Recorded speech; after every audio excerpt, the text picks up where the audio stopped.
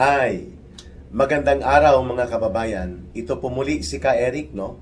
At maraming salamat sa inyong pagsubaybay, pagtangkilik, at pagsuporta at pagmamahal kay Ka Eric. Lalo na sa ating patuloy na pagkakaroon ng Ka Eric Celis YouTube channel. No?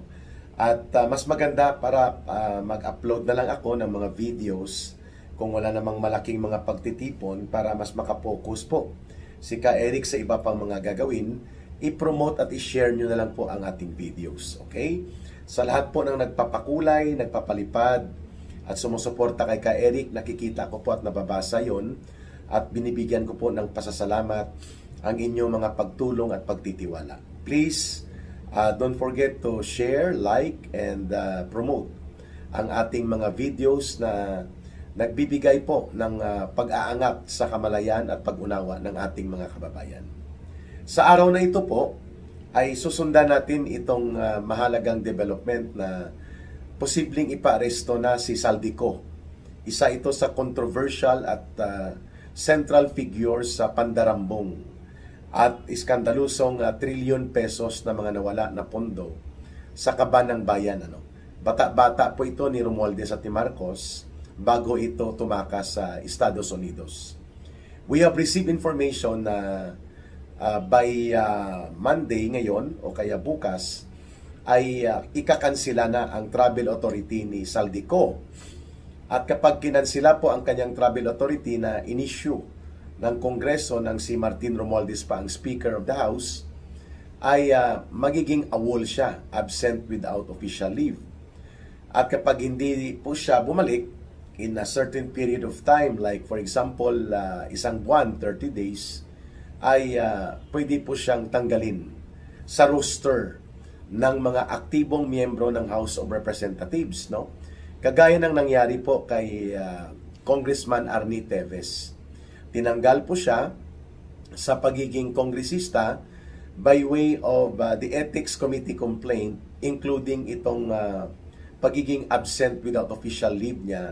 Nag-awol siya dahil kinansila din po ang kanyang travel authority. Sa kasagsagan ng kanyang kinasasangkutan na kontrobersiya hinggil po sa massacre na nangyari doon sa bahay ni the late Governor Ruel Digamo, kung saan po 12 yata ang patay at mahigit po 10 ang sugatan, no? Na itinuturo na ang mastermind ay si Arnie Teves, no? So tumakas po siya sa Amerika and then later on nagtago siya sa Timor-Leste. Ang pagkakansila sa kanyang travel authority made it possible for the House of Representatives to remove him by way of technical grounds, no? Dahil hindi na nga siya nakakatugon sa kanyang tungkulin bilang aktibong miyembro ng House of Representatives. And the rest is history na. Kaya nga napabalik din siya dito sa Pilipinas. Ngayon, itong si Saldico, mga kababayan, ay we have received information na pagkatapos po na ilabas ang cancellation of his travel authority sa pamunuan ngayon ng bagong naitalaga bilang Speaker of the House na si Speaker Budget D, after 15 days maximum ay pwede nang ipataw sa kanya ang disciplinary action proceedings at the House Ethics Committee. Ayun. Pero nagmagaling at nagmayabang pa itong hambog na si Saldico, no? Itong itinuturo na isa sa mga principal executioners, tirador ni Marcos at ni Romualdez pagdating sa pagkakatay ng pundo at pagsindikato sa kaban ng bayan na umabot sa mahigit 1 trilyon na pesos, no? Ang nawala sa flood control pa lang, na mga proyekto na sinindikato nila Saldico, nila Marcos at nila Romualdez. Ang sabi ni Saldico, kung pipilitin nyo kung uuwi, habang ako'y nagpapagaling pa daw, nagsasakit-sakitan lang yata itong kulukoy na to, no? Nag-post itong si Saldico sa kanyang social media, sa Facebook. Sabi niya, yung travel authority, pwede lang yan mag-take effect sa isang congressman. So kung i-cancel nyo yan at ako ay mag-resign bilang congressman, paano nyo ako mapapauwi? Nakalimutan niya na pwede siyang ipaaresto. ng gobyerno ng Pilipinas, iyan ay kung seryoso at may bayag at paninindigan si Marcos by way of coordinating sa Interpol at pati na rin po sa authorities ng Estados Unidos, including ang Federal Bureau of Investigation. So Saldico can be brought back to the country. Pwede po siyang mapabalik at pwede po siyang magkaroon ng arrest order, lalo na kung isampa ang kaso sa korte. At siya po ay pwedeng aristuhin either by way of extradition o kaya coordination sa US government kung gagawin ng seryoso ni Marcos.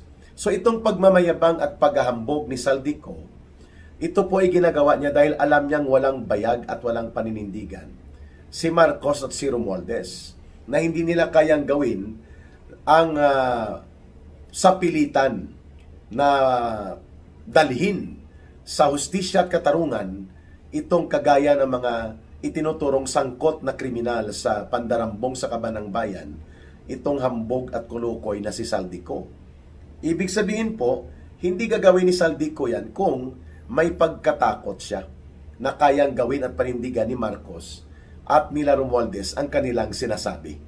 But alam po natin na si Saldico ay nasa inner circle mismo ni Martin Romualdez kung papaano nila ginawa ang pangsindikato, ang pandarambong sa pundo ng bayan by way of the illegal congressional insertions, mga kasindikatuhan sa small committee at pati sa buy scam. Nakasabwat ang ilang mga senador na ang isang itinuturo dito sa General Appropriations Act 2025, nakasabwat ni Saldico at nila Romualdez ay si Senator Grace Poe, na ngayon ay patay malisya lang siya, no?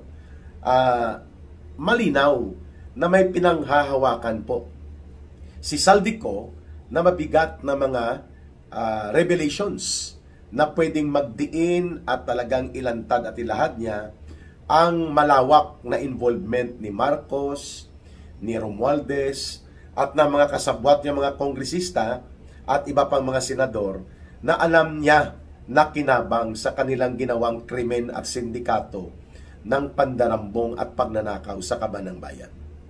Yan ang katotohanan kung bakit malakas ang loob niya, mga kababayan, nitong si Saldico.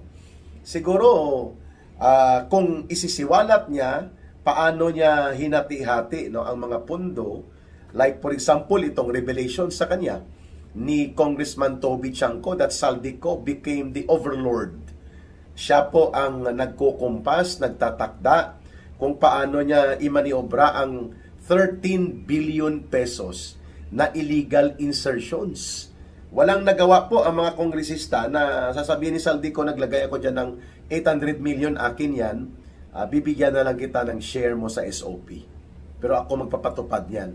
Several districts ng mga ilang kongresista nagugulat na lang. Mayroong 1.2 billion, may 800 million na ang nag-insert si Saldico. Wala po ito sa National Expenditures Program. Pero nagagawa ni Saldico na palusutin sapagkat konsentido at suportado ni Romualdez at alam niya na maipapalusot pagdating sa General Appropriations Act pipirmahan ni Marcos. At malamang totoo nga ang naririnig natin na si Saldico ang nagpapasiguro na ang weekly share nila Marcos at Lisa Araneta sa lahat ng kasindikatuhan sa pagnanakaw sa mga infrastructure projects, hindi lamang po dito sa flood control projects na sumambulat ang mga mahigit 1 trilyon pesos na dinambong nila Saldico, Martin Romualdez at nila Marcos, marami pa po na mga kontrata at mga proyekto na ang tirador at matador ni Martin Romualdez at ni Bongbong Marcos ay si Saldico. So kung ituturo niya ito ang buong trail and spectrum of the criminal operations, malamang po si Marcos at si Romualdez ay sasablay din. Kaya kung mapapansin nyo, they are giving kid gloves treatment, no? Parang bata na, sige lang Saldico, dyan ka lang, kunwarian ay bibirahin ka namin. Pero malaki po ang possibility na kapag lumala ito at ipinasampa ang kasong kriminal, which are non-bailable yan, ano? Yan po ay plunder. Si Saldico po ay pwedeng maaresto sa Estados Unidos, even without extradition treaty, sapagkat siya po ay hindi American citizen. Tourist lang po siya. So, ang kanyang pagiging turista doon, maximum yan 6 months. Kung noong June siya tumakas or July, ibig sabihin po, by December nitong taon, maximum ay magiging illegal alien na si Saldico doon sa Estados Unidos.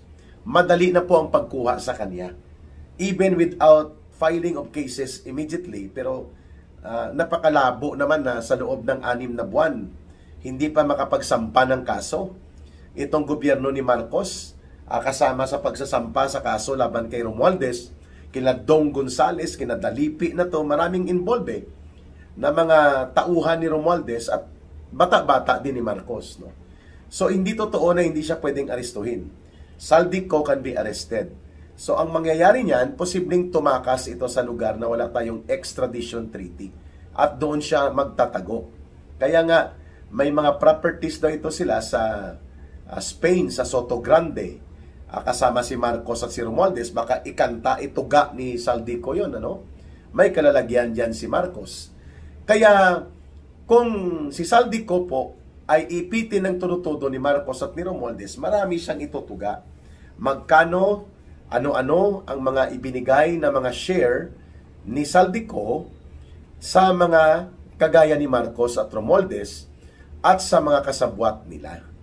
Kung itutuga niya lahat ito. Kaya hindi dapat mamatay kaagad si Saldico. Later na. Kailangan tumuga muna siya. Ano ang extent, ano ang degree ng mga pakinabang nila Marcos at Romualdez dito sa kaganapan na ito ng pinakamalaking iskandalo ng pandarambong na nabuking ng taong bayan. Ayan. So, itong tapang-tapangan na ginagawa, mga kababayan, ni Saldico, pagpapakita ito that he is so confident na si Marcos at si Romualdez ay hindi siya kayang pigain at ipitin ng todo-todo sapagkat pwede niyang ipasambulat ang maraming iskandalo na hawak niya laban kay Marcos at kay Romualdez at sa buong spectrum of the syndicate, the criminal syndicate operations of plunder. Ayan. Kaya, naghihinay-hinay din po sila Martin Romualdez kung papaano nila i-handle itong si Saldico at ang mga kagaya niya. Ngayon, todo depensa itong sila Janet Dingbaksha Queen Garin, itong sila Puno, no? Si Rico Puno. Ay, hindi, singer pala yun si Rico Puno. Itong si Puno na anong first name ng Kolokoy na to, tumanda na lang ito sa politika, walang pinagkatandaan sa pagkatao niya, representing Antipolo City, itong si Puno, no? At pati itong mga alipores ni Martin Romualdez, todo depensa na inosente daw at wala daw pananagutan at hindi involved si Romualdez, no, sa mga naganap na ito. Parang kapariho lang din sa mga komunistang terorista na ang inatake nila si Sara Duterte at si Digong Duterte. Pero hindi nila inaatake si Marcos at si Romualdez sa mga parali-rali at parayot-rayot nila. Ganon din ito ang grupo ni Boy Ngiwi at ni Hontiveros na akbayan. Ayaw nila na si Marcos ay mag-resign o kaya tuligsain sila ni Romualdez sapagkat si Sara Duterte daw ang makikinabang. Ano ngayon? Yan ang nakalagay sa saligang batas, that the Vice President can be the successor and must be the successor to the President. Kapag ang Presidente ay nag-resign, namatay, lumaya sa poder. So, itong mga grupong ito kahapon ay niloko at nilinlang nila ang mga mamamayan. Pero hindi po sila nagtagumpay sapagkat alam na at tanggap na ng taong bayan ang katotohanan na ang punong kriminal bilang mastermind sa pagkakaroon nitong scandal of the century na pandarambong at pagnanakaw sa kaban ng bayan ay hindi lamang sila Saldico at mga contractors at mga taga-DPWH na mga sindikato at kriminal ang involved. Si Marcos mismo at si Romualdez. Kaya no amount of cover-up, no amount of deception, of pretending to have riot, attacking Malacanang, kunwari, ang makakapigil, pati itong pamisa-misa ng simbahan katolika, ang kanilang mga diskarte na ang tuligsain natin ang korupsyon lang, ang kultura ng korupsyon. Huwag tayong sumigaw ng Marcos resign. Huwag tayong sumigaw ng singilin, papanagutin si Marcos at Romualdez. Di mga kulukoy, sapagkat how can you have the position of accountability demand if you cannot identify sino ang may pananagutan? Di po ba? So, malinaw na pinunduhan sila ni Marcos at nila Romualdez para magkaroon ng kaguluhan, kalituhan sa pangpolitikang kalagayan ng ating bansa. At we have received information aside na pwedeng aristuhin si Saldico at gamitin ito laban sa kanya, ngunit nagdadahan-dahan at naghihinay-hinay si Marcos at Romualdez sapagkat baka ituga at isiwalat at ibunyag ni Saldico ang lahat-lahat. Si Martin Romualdez ngayon ay paalis na rin pala ng bansa. At wala na po ang kanyang mga paper trail, nililinis na nila. Ang mga malamang sa foreign offshore accounts na ito lahat. Kasi mahirap po habulin at i-freeze order ang mga foreign offshore accounts, no? Ibig sabihin doon mo diniposito sa Switzerland o kaya sa Germany, sa Belgium, mga bansa na mahirap ka magkaroon kaagad ng cooperation for investigation and prosecution on crimes involving financial and economic sabotage. So, sa Europe po ang atras ng mga accounts nila kasi pag sa Estados Unidos, mahihirapan po sila. Pwede ito magkaroon ng freeze order, kagaya ng nangyari sa mga nakaw na kayamanan ng pamilya Marcoses. Okay? So, we have verified information na pati ang asawa ni Martin Romualdez na si Yeda Romualdez ay magre-resign na rin daw po bilang Committee on Accounts chairperson sapagkat dyan dumadaan po ang mga pera. Parang treasurer in-house ang posisyon ng chairperson Committee on Accounts. Dyan po ang mga rilisal. Every month may tag 1 million allowance. Every now and then pwede kang kumuha ng cash advance. Dyan ka dumadaan kay Yeda Romualdez. Asawa po yan ni Martin Romualdez, no? At pinalusot niyang makaupo maliban sa anak niya. So, may plano na tumakas at lumayas sila, pati ang kanyang anak posible mag-leave na rin of absence at mukhang magtatago na sa Europa. At mayroon po silang 2 villa according to reliable information. Mga villa, malalaking mansyon ito doon sa Soto Grande sa Spain. Ang bawat isa, pati si Marcos mayroon din doon at si Lisa, nagkakahalaga on the average ng mga hindi po bababa sa mga $5 million. So kung $5 million to $10 million, that's almost between 300 million pesos to 500 million pesos. Yan po ang halaga ng villa nila, no? Nila Martin Romualdez according to reliable information na nakukuha ni Ka Eric.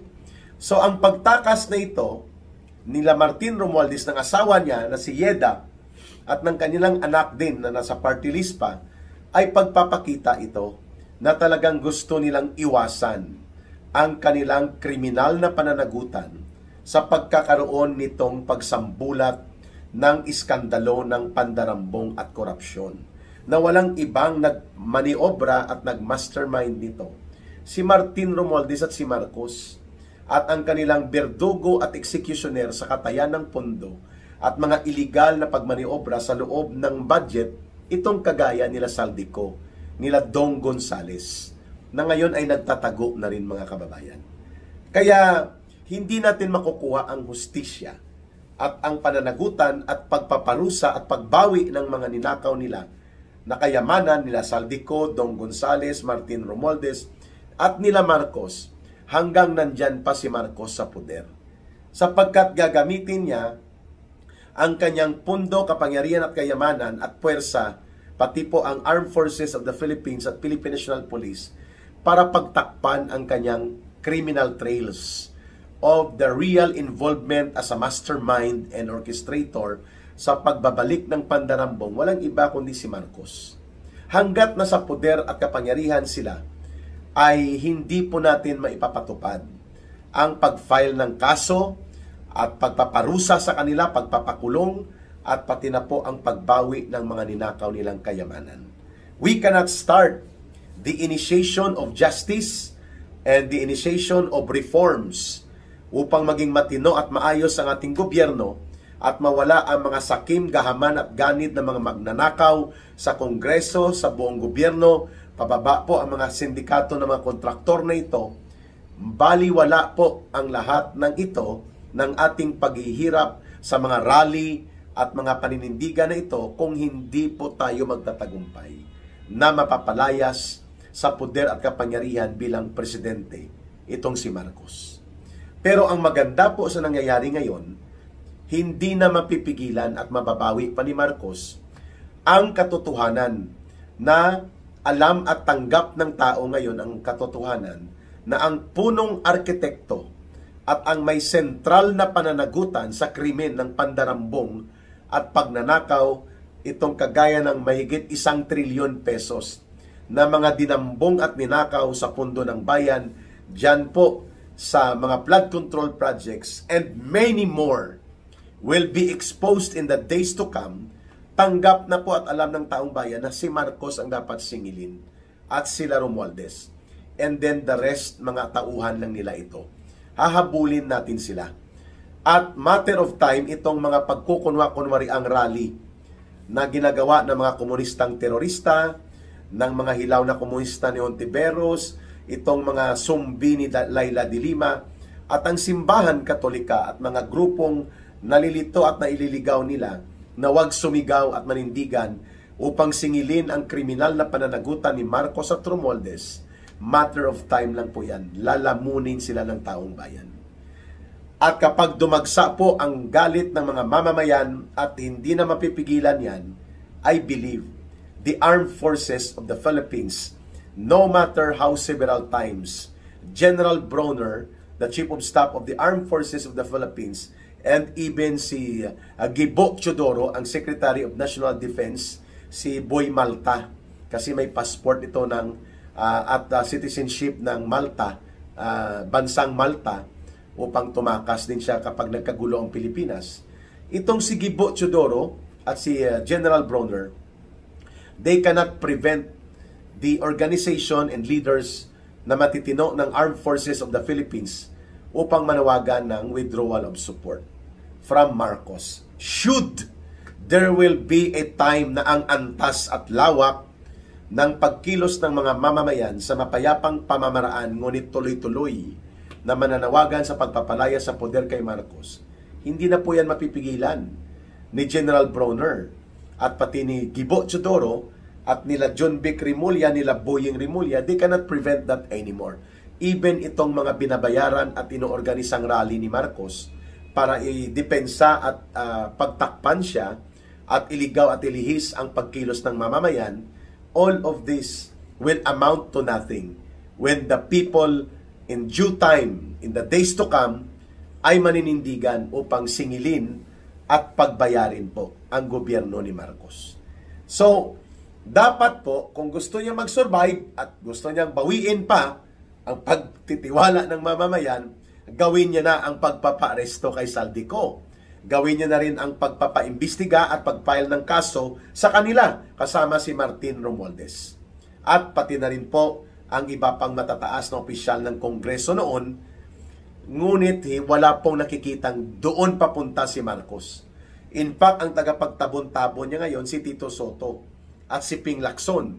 At dito sa Kongreso din, ganon din ang ginagawa nila Garin, nila Bujidi dyan, kanilang inaariglo na kumalma ang tao at hindi na magprotesta, kaya nila kunwa-kunwari hinahabol nila si Saldico at kunwa-kunwarian may mga isinampang kaso. But the real and decisive actions, hindi po ginagawa ni Marcos. Kagaya po ng pag-utos sa Department of Justice, sa Anti-Money Laundering Council, sa National Bureau of Investigation, at pati na sa National Intelligence Coordinating Agency na isampa na ang kaso laban kay Martin Romualdez, kay Dalipi, kay Dong Gonzales, dito kay Saldico, at pati kay Bunuan at iba pang involved.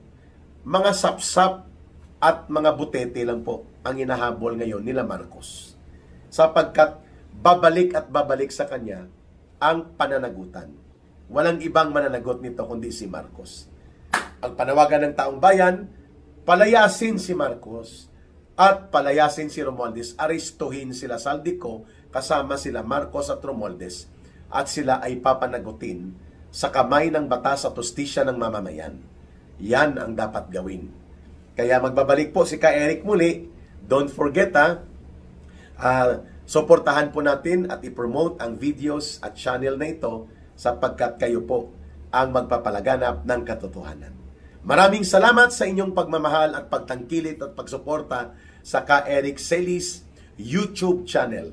I will update you every now and then, and we will have our regular discussion issues na mga 25 minutes ay okay na tayo, and then mag-upload tayo ulit ng panibagong mga video discussion inputs. Mahalin po natin ang bansang Pilipinas. Walang ibang magmamahal nito kundi tayo ring mga Pilipino. Para sa Diyos at sa Pilipinas nating mahal, mabuhay ang sambayan ng Pilipino. Ka Eric signing off for a while. God bless everyone, and may Allah will be with those who are Muslim brothers and sisters. Maraming salamat.